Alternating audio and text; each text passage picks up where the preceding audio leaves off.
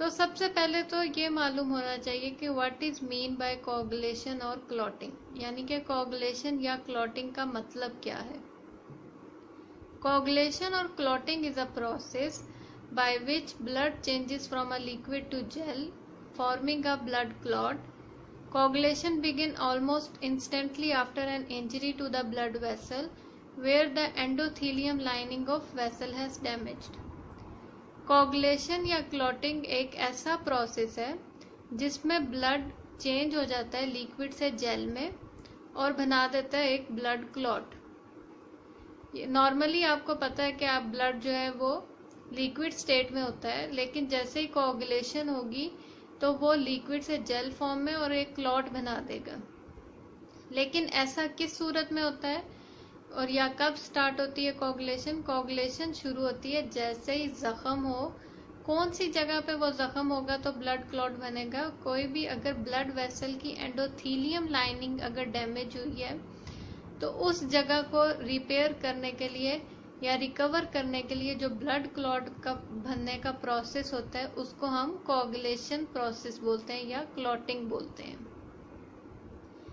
अब coagulation factors या clotting factors क्यों जरूरी हैं? क्योंकि coagulation factor respond in complex cascade to form fibrin strands which strengthen the platelet plug. Coagulation factor इसलिए ज़रूरी हैं या उन्हें हम कोगुलेशन फैक्टर्स इसलिए बोलते हैं क्योंकि वो फैक्टर्स जो हैं वो क्लॉटिंग प्रोसेस में इन्वॉल्व होते हैं और वो प्लेटलेट के साथ मिल के जो फाइब्रिन स्ट्रैंड, जिसे हम क्या कहते हैं ब्लड क्लॉट या जेल भी बोलेंगे, उसको वो प्लेटलेट्स को स्ट्रेंथन देते हैं, प्लेटलेट्स को स्ट्रेंथ करते हैं ताकि वो फाइब्रिन स्ट्रैंड बना सके। और कॉम्प्लेक्स कैस्केड हमने इसलिए बोला है क्योंकि जो कोगुलेशन प्रोसेस होता है वो दो मेजर पाथवे के थ्रू होता है, इंट्रिंसिक पाथवे और एक्सट्रिंसिक पाथवे, जिसे हम आने वाले लेक्चर्स में पढ़ेंगे। तो इंट्रिंसिक पाथवे और एक्सट्रिंसिक पाथवे को कैस्केड प्रोसेस भी बोलते हैं या कैस्केड कोगुलेशन प्रोसेस भी बोलते हैं या कोगुलेशन कैस्केड भी बोलते हैं। तो इस कोगुलेशन कैस्केड यानी कि इंट्रिंसिक और एक्सट्रिंसिक पाथवे को समझने के लिए आपको कोगुलेशन फैक्टर्स का जानना ज़रूरी है कि कोगुलेशन फैक्टर्स कितने हैं और उनका क्या नाम है और उनका सोर्स या फंक्शन क्या है। तो अब हम पढ़ेंगे कोगुलेशन फैक्टर्स कौन कौन से हैं। अब हम स्टार्ट करेंगे कि कोगुलेशन या क्लॉटिंग फैक्टर कौन से हैं। इस लेक्चर में जो आपको सबसे इम्पोर्टेंट चीज़ याद रखनी है वो आपको फैक्टर्स, उनके नाम और उनका सोर्स आपको लाजमी याद होना चाहिए। फंक्शन शायद आपको थोड़ा सा कंफ्यूज करेगा क्योंकि इस लेक्चर में सिर्फ और सिर्फ मैंने कोगुलेशन फैक्टर्स को एक्सप्लेन किया है। एग्जैक्ट फंक्शन आपको तब ज़्यादा अच्छा समझ आएगा जब आप इंट्रिंसिक और एक्सट्रिंसिक पाथवे को समझेंगे। तो और उन पाथवेज को समझने के लिए, उस प्रोसेस को समझने के लिए आपको कोगुलेशन फैक्टर्स का मालूम होना चाहिए कि कोगुलेशन फैक्टर्स कौन कौन से हैं।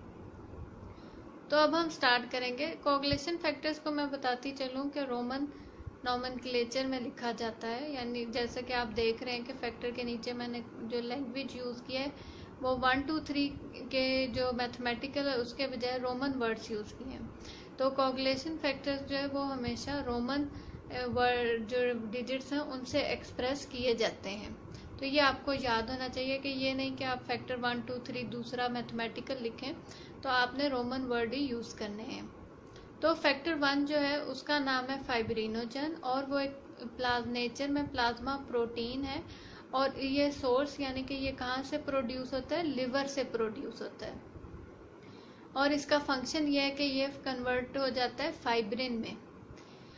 और नेक्स्ट फैक्टर जो है फैक्टर 2, उसका नाम है प्रोथ्रोम्बिन और उसका सोर्स भी लिवर ही है। लेकिन क्या डिफरेंस है कि ये भी प्लाज्मा प्रोटीन है, लेकिन डिफरेंस सिर्फ ये है कि ये विटामिन के डिपेंडेंट है, यानी कि अगर विटामिन के भी लिवर में प्रोड्यूस हो रहा होगा तो ये फैक्टर प्रोड्यूस होगा, यानी कि विटामिन के डेफिशिएंसी जो है वो इस फैक्टर की डेफिशिएंसी भी कॉज कर सकती है।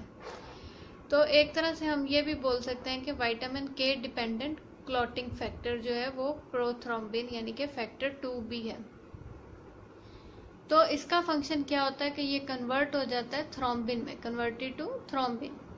उसके बाद है नेक्स्ट फैक्टर 3, जिसे हम टिश्यू फैक्टर या टिश्यू थ्रोम्बोप्लास्टिन भी बोलते हैं। ये इसके दो नाम हैं और ये रिलीज होता है डैमेज्ड टिश्यू से, यानी कि जिस टिश्यू में या ब्लड वेसल जो डैमेज हुई है, ये फैक्टर उसी से रिलीज होगा, उस डैमेज टिश्यू से। और इसका काम क्या होता है कि ये एसेंशियल है इन एक्टिवेटिंग इन वाइवो कोगुलेशन, यानी कि जो बॉडी के अंदर कोगुलेशन का प्रोसेस, यानी कि अगर कोई बॉडी के अंदर ब्लड वेसल डैमेज हुई है तो उस कोगुलेशन प्रोसेस में जो है ये फैक्टर 3 जो है ये बहुत इंपॉर्टेंट रोल प्ले करता है। उसके बाद आता है फैक्टर 4, जिसे हम कैल्शियम ऑयंस बोलते हैं और ये ड्राइव होता है डाइट या बोन से। जैसा कि आपको मालूम है कि कैल्शियम जो है वो या तो डाइट से आ रहा होता है या हमारी बोन्स में मौजूद होता है। और इसका फंक्शन क्या है कि ये रिक्वायर्ड है फॉर कोगुलेशन फैक्टर्स, यानी कि दूसरे कोगुलेशन फैक्टर्स को इसकी ज़रूरत होती है फॉस्फोलिपिड के साथ बाइंड होने के लिए। नेक्स्ट है फैक्टर 5, जिसे लेबाइल फैक्टर या प्रोएक्सिलरिन बोलते हैं। ये लिवर से भी प्रोड्यूस होता है और इसके अलावा प्लेटलेट से भी ये प्रोड्यूस होता है। और इसका फंक्शन ये एज अ को फैक्टर काम करता है, involve in converting prothrombin to thrombin, यानी कि प्रोथ्रोम्बिन को थ्रोम्बिन में कन्वर्ट करने के लिए ये एज अ को फैक्टर काम करता है। को फैक्टर जैसे कि आपको मालूम होना चाहिए वो फैक्टर जो कि एंजाइमेटिक रिएक्शन को जो है स्पीड अप करने में और ज़्यादा मदद करता है। उसके बाद फैक्टर 6 है, या तो ये होगा कि देर इज मतलब ज़्यादा यही बोला जाता है कि कोई फैक्टर 6 नहीं होता, लेकिन किसी जगह पे ये भी मिला है कि ओल्ड नेम फैक्टर A5A का जो है वो फैक्टर 6 था, इसलिए फैक्टर 6 को कोगुलेशन फैक्टर्स में से निकाल दिया गया, तो इसलिए ये ज़्यादा है कि देर इज़ नो फैक्टर 6। उसके बाद है फैक्टर 7, जिसे प्रो कन्वर्टिंग या स्टेबल फैक्टर बोलते हैं और ये लिवर से प्रोड्यूस होता है। इसका सोर्स भी लिवर ही है, लेकिन ये भी प्रोथ्रोम्बिन की तरह विटामिन K डिपेंडेंट है और ये इन वाइवो एक्टिवेट करता है फैक्टर 9 को। नेक्स्ट है फैक्टर 8, जिसे हम एंटी हीमोफिलिक फैक्टर A भी बोलते हैं।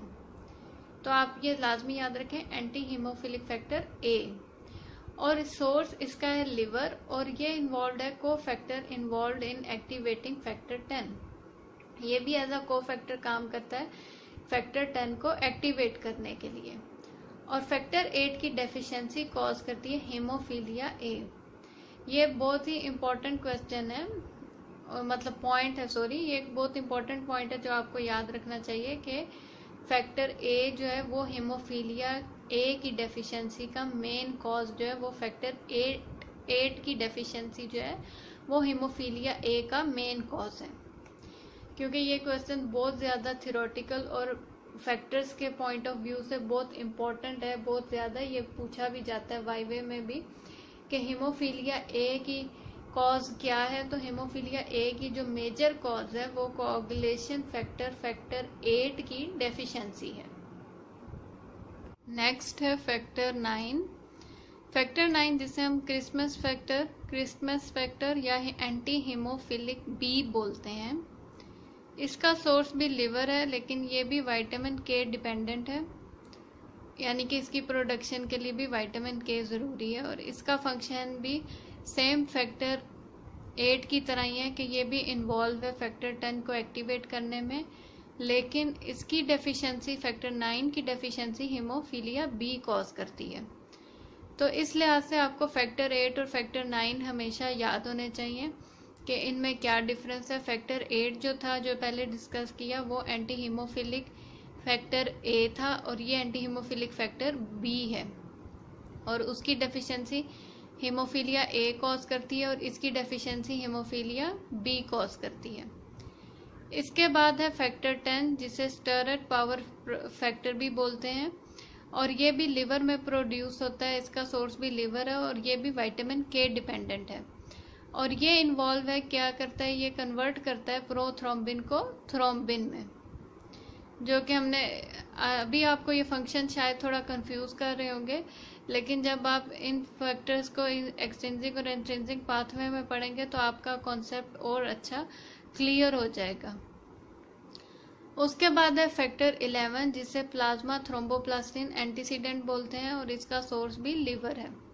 और ये इन वाइवो जो है ये एक्टिवेट करता है थ्रोम्बिन को ये इन वाइवो एक्टिवेट होता है थ्रोम्बिन और फैक्टर 12 के जरिए, यानी कि फैक्टर 12 और थ्रोम्बिन इसको एक्टिवेट करेंगे फैक्टर 11 को।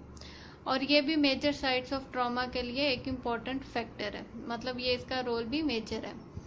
इसके बाद है फैक्टर 12 जिसे हैगमैन या हेजीमैन जिसे हम ग्लास और कॉन्टैक्ट फैक्टर भी बोलते हैं। इसका सोर्स भी लिवर है और ये एक्टिवेट करता है फैक्टर 9 और फैक्टर 7 को, और इन विट्रो यानी कि आउटसाइड द बॉडी यानी कि लैब टेस्ट में ये इनिशिएट करता है क्लॉटिंग प्रोसेस को। इसके बाद है लास्ट फैक्टर फैक्टर 13 जिसे फाइब्रिन स्टेबिलाइजिंग फैक्टर बोलते हैं और इसका सोर्स लिवर है और ये प्लेटलेट्स में भी मौजूद होता है। और इसका फंक्शन क्या है कि फाइब्रिन पॉलीमर को स्टेबल इनसॉल्युबल फाइब्रिन में कन्वर्ट करना। ये है 13 मेजर कोगुलेशन क्लॉटिंग फैक्टर्स जो आज हमने इस लेक्चर में डिस्कस किए हैं।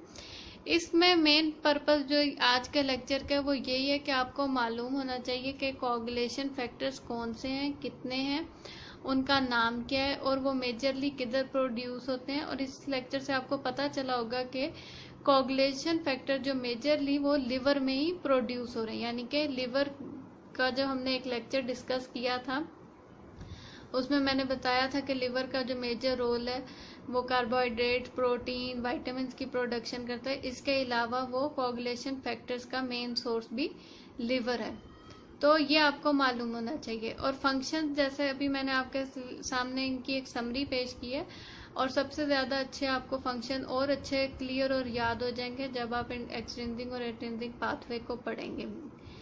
तो ये था आज का लेक्चर। आई होप कि आपको फैक्टर्स अच्छी तरह याद हो जाएंगे। और thank you so much, best of luck for your future.